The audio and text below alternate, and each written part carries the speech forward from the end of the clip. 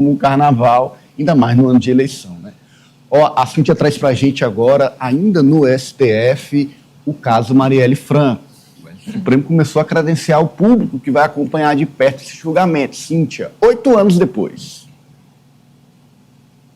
8 anos depois e de forma emblemática no ano de eleições, né, onde há tanta rejeição das mulheres em participar de eleições, exatamente por causa da violência política de gênero.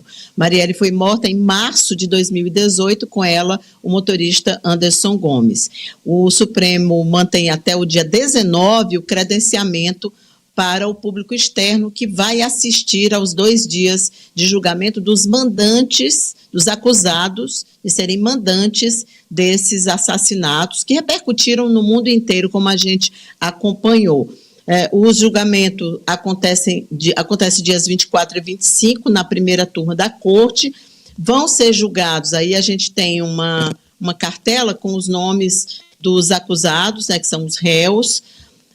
Domingos Brazão, que é conselheiro do Tribunal de Contas do Estado do Rio de Janeiro, o Francisco Brazão, que é o Chiquinho Brazão, ex-deputado federal, lembrando sempre que ele foi cassado, ele perdeu o mandato, mas não por ser acusado, por ser réu, mas por ter faltado, né? Ele perdeu ali o mandato por faltas, a Câmara rejeitou a cassação dele pelo motivo de matar a Marielle não era suficiente, de ser acusado de matar a Marielle ainda não era suficiente. O Rivaldo Barbosa, delegado e ex-chefe da Polícia Civil do Rio de Janeiro, o Ronald Paulo de Alves Pereira, ex-policial, e o Robson Calixto Fonseca, que é o Peixe, que é ex-assessor. Eles são acusados dos crimes de homicídio qualificado e de tentativa de homicídio contra a assessora Fernanda Chaves, e os irmãos Domingos e Chiquinho Brazão, juntamente com o Robson Fonseca, respondem por organização criminosa.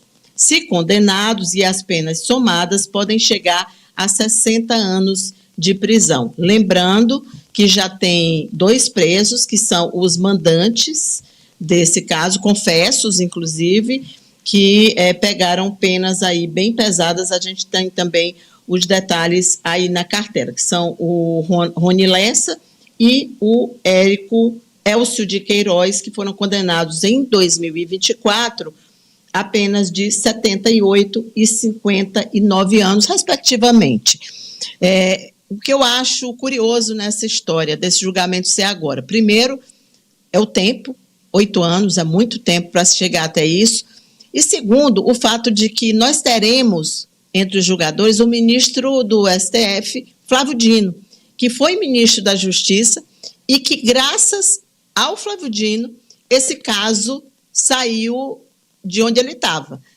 Tinha muita gente sentada em cima desse inquérito. Na época que o Dino estava no Ministério da Justiça, finalmente se chegou aos mandantes, que era um questionamento que se fazia não só no Brasil, porque, como eu já mencionei, a repercussão foi tão grande, Ananias, como há muito tempo não se via de um crime contra político. Eu selecionei aí alguns registros de homenagens a Marielle. Hoje, ela é mural em 18 países. Aí a gente tem Espanha e Portugal, que são 2 murais que foram inaugurados. Marielle também é nome de rua e também de um jardim na Zona Nobre de Paris, na França. Algumas das muitas homenagens que existem para ela, a luta da Marielle ganhou uma repercussão muito grande no mundo e ela é hoje um símbolo de uma política com a sua independência, com a sua força, que por isso foi morta de uma forma bárbara. E o Brasil, infelizmente, era um símbolo de impunidade, mas agora eu acho que com isso se encerra um capítulo muito importante da nossa história e fica esse registro de o quanto o ambiente político pode ser cruel com as mulheres. Pátia. Há muita crueldade em casos como esse, crueldade com a família, né? Crueldade com a memória. A família de pessoas como a Marielle, esse momento vai ser um momento muito difícil, é um replay de uma história, mas é importante por esse aspecto que a Cíntia citou, que é a questão da impunidade. Porque tudo fica pior com o sentimento de impunidade. De uma pessoa ser assassinada por simplesmente exercer o papel que a sociedade lhe deu para exercer, né? Que ali fazer a política como ela deve ser feita. E foi por isso que Marielle foi assassinada e depois de morta teve a sua reputação também, né? Uma tentativa de assassinato da sua reputação. A crueldade também vem dessa questão do sistema proteger as pessoas, proteger ali mandantes, proteger criminosos. Isso é um fato, não acontece só com o caso da Marielle. Todas as famílias, todas as pessoas que passam por situações como essas, onde envolve crimes políticos, sabem disso. Existem ali, tanto no judiciário como na própria classe política, a tentativa de proteger os mandantes, proteger as pessoas que determinam ali que essas pessoas têm que morrer, têm que sair de cena. Isso também é cruel. E importante que isso aconteça para que o Brasil perca ali, ou diminua essa pecha de país da impunidade em relação a crimes políticos. E é importante que a gente também saiba que sim, existe um mito de que o Brasil é um país pacífico quando se trata da política. Ele não é pacífico quando há ali envolvido homens e, pior ainda, quando são mulheres, né? A violência, ela existe verbalmente, ela existe dessa forma mesmo na criminalidade de tentar calar, tentar matar, espancar. São comuns os casos. Esse a gente conheceu, outros a gente não chega a conhecer, exatamente por isso que eu falei agora atrás de que há um sistema que protege essas pessoas que tentam calar vozes que se envolvem na política, principalmente das mulheres. Alessio. Olha, Ananias, eu acho que a Kátia foi no cerne da questão quando ela fala sobre essa questão da impunidade. E aí sobre as violências, né? Nesse caso em específico, nós tivemos o assassinato, né, de uma vereadora eleita, uma vereadora legitimamente, democraticamente colocada pela população para representá-los dentro da Câmara. Agora, hoje nós temos na Câmara dos Deputados cenários de violência não física, e alguns até física, mas principalmente verbal, que ficam também nessa questão da impunidade.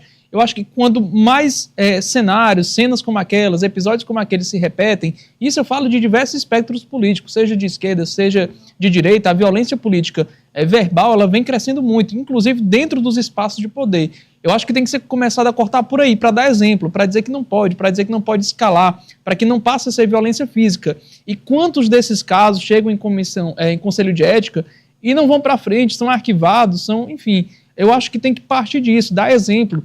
Porque se você deixa os deputados, senadores que sejam impunes, a população, de forma geral, vai ver que pode fazer aquilo também. Porque se lá em cima as pessoas sendo televisionadas, sendo vistas por todo um país, podem fazer, por que eu não posso? Qual é o tipo de regra, qual é o tipo de punição que eu vou ter? Então, eu acho que esse caso da Marielle mostra muito quanto o país passou tanto tempo acreditando que pode sim, pode acabar agredindo pessoas verbalmente, pode agredir também fisicamente. Porque, por exemplo, você tem 8 anos para se chegar em um julgamento. Olha só o quanto de tempo a gente tem de impunidade para que se chegue a um julgamento e que esses apontados, como foi o caso do Brazão, levassem, inclusive, ali muito tempo pela Câmara, nem fossem, na verdade, julgados pela própria Câmara dos Deputados. Se fosse preciso ali essa saída por meio judicial para que ele pudesse perder, inclusive, o mandato. Então, assim, a impunidade no Brasil mostra que, em muitos casos, como foi o caso da Marielle, o crime compensa, Ananias.